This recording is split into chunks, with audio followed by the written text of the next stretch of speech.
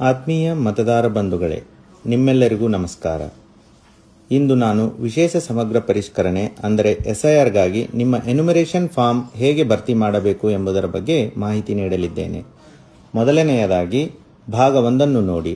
ಈ ಭಾಗದಲ್ಲಿ ನಿಮ್ಮ ವಿವರಗಳನ್ನು ಈಗಾಗಲೇ ಮುದ್ರಿಸಲಾಗಿದೆ. ನಿಮ್ಮ ಹೆಸರು, ಮತದಾರರ ಗುರುತಿನ ಚೀಟಿ ಅಂದರೆ ಎಪಿಕ್ ಸಂಖ್ಯೆ, ವಿಳಾಸ, ವಿಧಾನಸಭಾ ಕ್ಷೇತ್ರ ಮತ್ತು ನಿಮ್ಮ ಹಳೆಯ ಭಾವಚಿತ್ರಗಳನ್ನು ಮುದ್ರಿಸಲಾಗಿದೆ. ಅದಲ್ಲದೆ ನಿಮ್ಮ ಬೂತ್ ಮಟ್ಟದ ಅಧಿಕಾರಿಯ ಹೆಸರು ಅಂದರೆ BLOರವರ ಹೆಸರು ಮತ್ತು ಮೊಬೈಲ್ ಸಂಖ್ಯೆಯನ್ನು ಸಹ ಮುದ್ರಿಸಲಾಗಿದೆ. ನಿಮ್ಮ ಮುದ್ರಿತವಾಗಿರುವ ಭಾವಚಿತ್ರ ಹಳೆಯದಾಗಿದ್ದರೆ ಅಥವಾ ಅಸ್ಪಷ್ಟವಾಗಿದ್ದರೆ ನೀವು ಹೊಸ ಭಾವಚಿತ್ರವನ್ನು ಒದಗಿಸಬೇಕಾಗುತ್ತದೆ. ಆದರೆ ಹಳೆಯ ಭಾವಚಿತ್ರವು ಸರಿಯಾಗಿದ್ದರೆ ನೀವು ಹೊಸ ಭಾವಚಿತ್ರವನ್ನು ನೀಡದೆ ಮುಂದುವರಿಯಬಹುದು. ಭಾಗ 2ರಲ್ಲಿ ಹಿಂದಿನ SIRನ ಅಂದರೆ 2002ನೇ ಸಾಲಿನ ಮತದಾರರ ಪಟ್ಟಿಯ ವಿವರಗಳನ್ನು ನೀವು ದಾಖಲಿಸಬೇಕಾಗಿದೆ. ಇಲ್ಲಿ ನಿಮಗೆ 2 ಆಯ್ಕೆಗಳಿವೆ.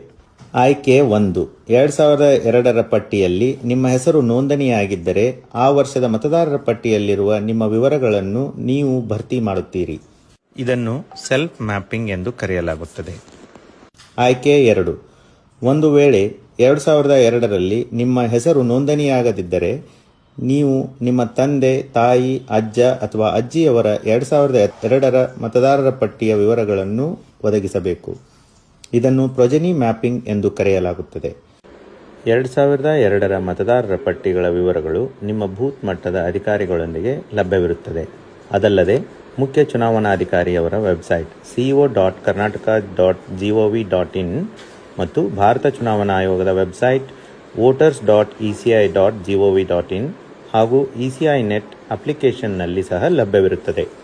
ಭಾಗ 3ರಲ್ಲಿ ನಿಮ್ಮ ಪ್ರಸ್ತುತ ವಿವರಗಳನ್ನು ನಮೂದಿಸುತ್ತೀರಿ. ದಯವಿಟ್ಟು ಗಮನಿಸಿ, ಇಲ್ಲಿ ನಿಮ್ಮ ಜನ್ಮ ದಿನಾಂಕವನ್ನು ಕಡ್ಡಾಯವಾಗಿ ನಮೂದಿಸಬೇಕು. ಆದರೆ ನಿಮ್ಮ ಆಧಾರ್ ಮತ್ತು ಮೊಬೈಲ್ ಸಂಖ್ಯೆಗಳನ್ನು ನಮೂದಿಸುವುದು ಐಚ್ಛಿಕವಾಗಿರುತ್ತದೆ. ಅದರೊಂದಿಗೆ ನೀವು ಕುಟುಂಬ ಸದಸ್ಯರ ಹೆಸರುಗಳನ್ನು ಒದಗಿಸಬೇಕು. ಇದರಲ್ಲಿ ನಿಮ್ಮ ತಂದೆ, ಪೋಷಕರು, ತಾಯಿಯವರ ಹೆಸರು ಹಾಗೂ ಮದುವೆಯಾಗಿದ್ದರೆ ಗಂಡ ಅಥವಾ ಹೆಂಡತಿಯ ಹೆಸರನ್ನು ನಮೂದಿಸಬಹುದು. ಒಂದು ವೇಳೆ ಅವರ ಎಪಿಕ್ ಸಂಖ್ಯೆ, ಮತದಾರರ ಗುರುತಿನ ಚೀಟಿ ಸಂಖ್ಯೆ ನಿಮ್ಮ ಬಳಿ ಇದ್ದರೆ ನೀವು ಅದನ್ನು ಸಹ ನಮೂದಿಸಬಹುದು.